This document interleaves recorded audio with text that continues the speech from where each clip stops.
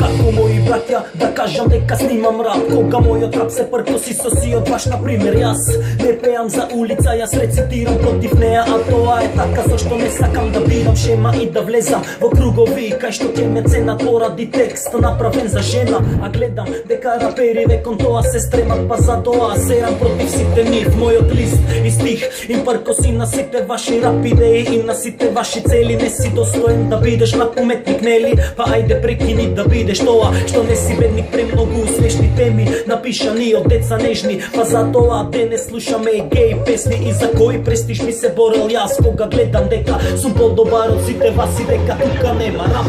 90 и некоја беше почеток и крај, за тоа што денес фраериве го викаат рап, а во него рецитираат за нивните сексуални искуства. Дајте молам, каков рап е тоа, да кажуваш како девојка ти си ја ебал во кола клошар. Тоа е интимен момент, спој на душите, ама толку се разбирате, за тоа патите од синдромот на депресија, а тоа е лекција за вашата ерекција. Фраери штам, не си рап и никогаш нема да бидеш, зашто не си искрен и лажеш дека сестрите мислев дека може да те биде, ама не такви како тебе треба да прават песни за заспивање.